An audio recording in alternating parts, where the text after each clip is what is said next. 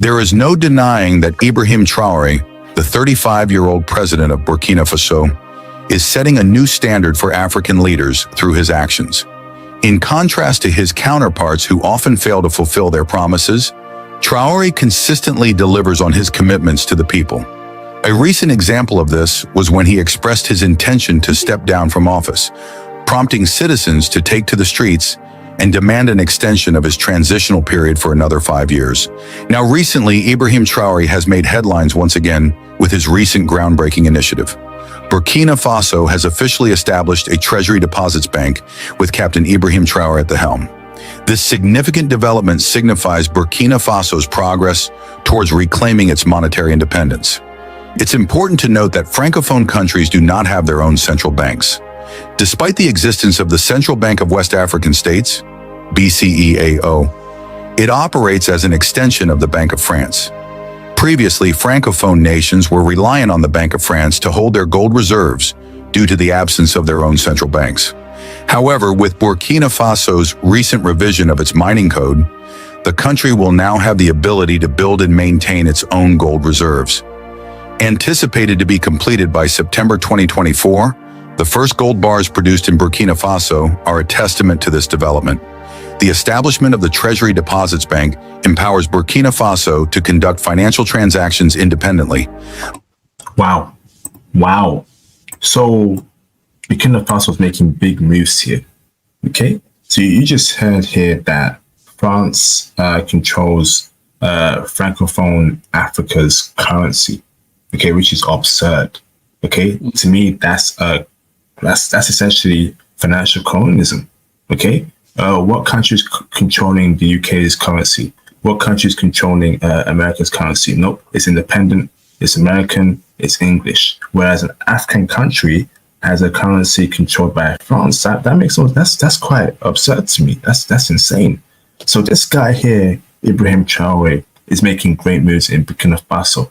Okay, he has introduced a treasury deposit bank and a new currency for financial independence. And this here is how you gain power. This here is how you gain independence from the Western powers that be. In their case, it's France. So this guy is making big moves in Africa, right? You know, to become a powerhouse, not only within the African nation of Africa, continent, but on a global scale. So they have a lot of gold there in Burkina Faso. That gold can back up their currency or vice versa. That gold can be sold in their currency. So you see the big moves he's making here ever since he became in power. Phil, we spoke about this a couple of weeks ago in regards to Burkina Faso. And you said that you had your doubts here. He said, I want to see more. It's cute. I want to see more. Phil, this is what you want to see, Phil, right? You know? When I say more, I'm talking 5 to 10 years of actions. Not just another quip. He's just talking right now. So let's see some actions over a long period of time. He's starting things. This looks good, but just wait. That's all. I mean, I am skeptical. Like again, I like what Ozzy is saying right now. You know the drill. That I agree with that point of view. Wait. That's all. Wait. Let's see how it goes. Theo, at least there's action being taken here, and it's not just speaking, and it's not just, you know, things we want to achieve. It's being done right now, and they're actually doing it. And that's a problem I've had with African countries. You know, do it. Just make that move. Guess what, right? I know there's been some deletions in the past by Western powers that be, right? But if you're a leader, you know what comes of it.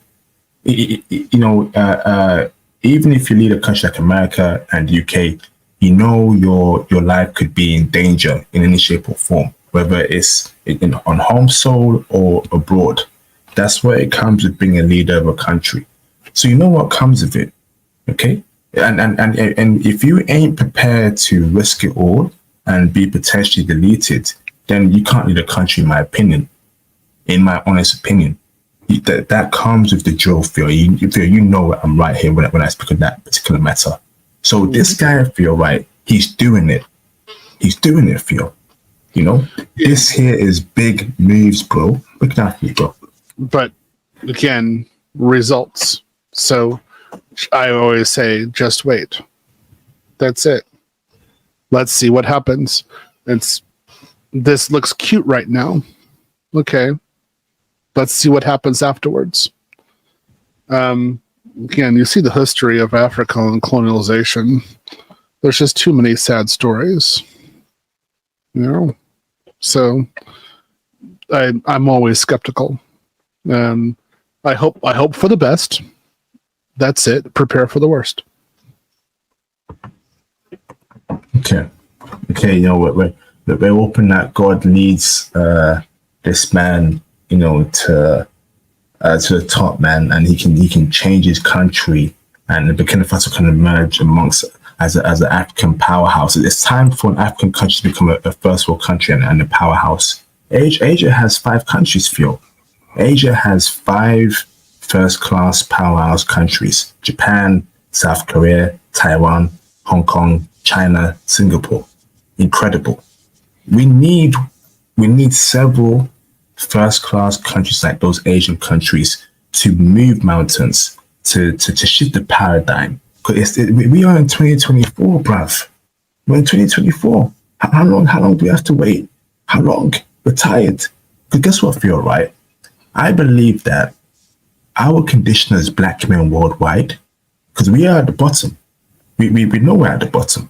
And that will only change if Africa and the Caribbean rises. Because the reason why Chinese people are doing well so right now, they got China, right? They have the backing of China. The reason why Korean people are doing so well right now, being prosperous, they got the backing of South Korea. Same for Japan, Taiwanese people, Hong Kong, etc., etc. We don't have that backing, Phil. Do you think Europe is going to look after us as black men? No. Do you think America is going to look after black men? No. We need our own people, right? We need, you know, people that look like us to back us up. We need that first world African country. Ain't that right, Phil? It'd be nice, but again, let's see what happens over time. That's it. I mean, I really wish I could be more optimistic. I've just seen too much stuff over it. I mean, it's small moves. I hope that we as a group are able to achieve our goals that we have. We're able to become passport bros and actually be abroad. You know, I hope that we are to get wives correctly, that what we want. But even there, I'm not even entirely hopeful. I'm cynical. Again, it's just part about being realistic about the situation. I work for the best. I work for hoping the best in everything. But the reality is that reality might be very different from my hopes. So I wish him the best. That's all I can say about this person. I wish him the best. Maybe there's a place that we can do some investing, which would be great. But no, man. No. I'm sure you're wondering why am I so pessimistic? I remember when again I remember when de Klerk left power and what's his name? Mandela.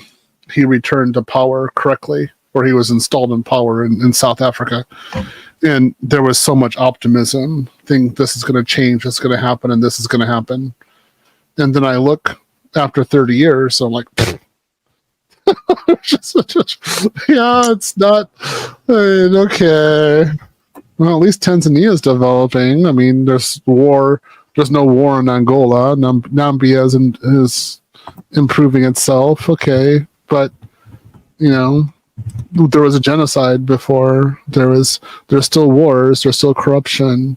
There's a rampant problem. There's a lot of problems that have not been solved, and so, some people are saying it's getting worse than it was previously.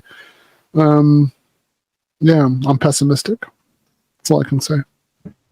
I'm optimistic, Phil. We need optimism, or else we won't get anywhere about optimism, right? We have to be optimistic when we go for exams, when we study for exams, or do things. And it's the same case for me here. So let's hope for the best, and we hope, we wish them success. Yeah. Don't be an obstacle in their way. That's for sure. Right. So I mean, if you can put part of your portfolio into this, great. As Clinton said, historically, return on investment in Africa has been 30% per year. So that's good. I like that. So do some investment if you can, a little bit. Part of your portfolio. But all too often, a great leader in Africa doesn't stay around that long. So let's just protect the man and hope he gets some of his plans in place. Yes, indeed.